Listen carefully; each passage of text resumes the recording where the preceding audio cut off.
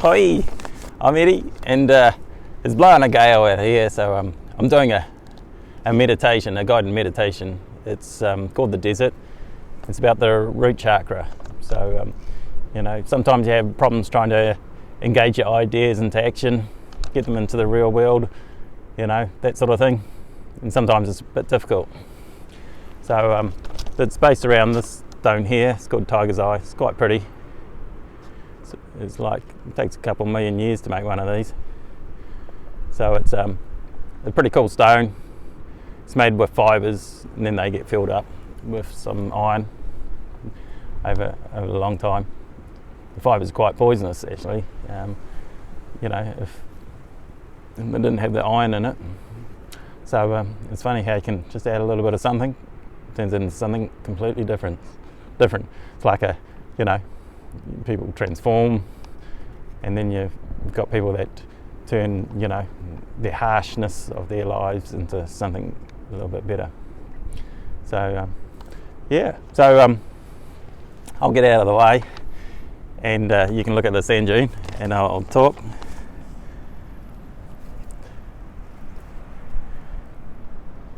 God will be your guide. You walk along the sand dune on an angle that will get you to the top. It's been warm. You started off in the morning. You're on bare feet, and it's slow walking. Each step slipping, and your muscles getting tired in your legs. The sand dune is slowing you down. Maybe there is no rush. Your guide picks up a tiger's eye crystal, smooth and layered, weathered over many millions of years. Your guide gets you to extend your left hand and places the stone on your palm, while your fingers close around it. Your guide says to you, remember, you are safe and have everything you need and people to support you. You get to the top of the sand dune, but realise there's another sand dune as well. You look back, then realise there was a better way you could have come, but your legs are stronger for the experience. Sands of time have blown there, and the wind threatens to get you off balance. But you imagine yourself anchored deeply to the earth below and standing easily. However, your map is blown away. The map you used as a guide, the people continually told you to follow, it showed you where to find money and what you needed to do to accumulate things you never needed much of anyway. The wind falls away, and you think you have walked enough and sit down.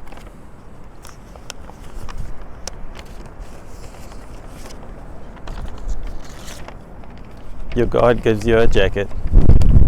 You wonder why, because it's so warm.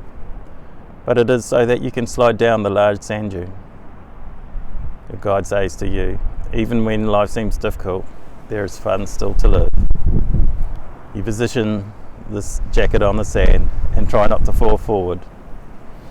You're a bit apprehensive because of how large the sand dune is. You wiggle like a caterpillar to get started.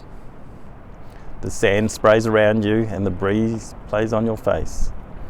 It's not difficult, and it's a bit of fun. At the bottom, you get up slowly like a butterfly drying its wings and realising how invigorating it was.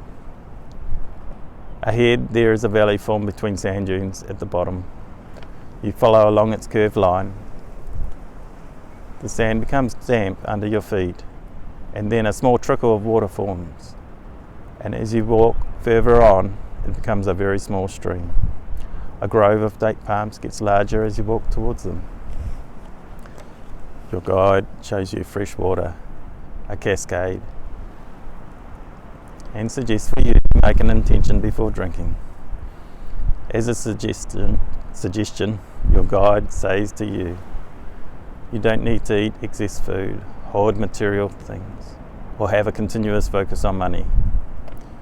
You then drink from your hands. You thank your guide and then notice your fellow travellers walking towards you. They have their arms outspread and are so happy they have found you, and you happy to have found them. You hold the tiger's eye crystal in your hand. You agree that everyone in the group of travellers needs to be cared for and their opinions are valued.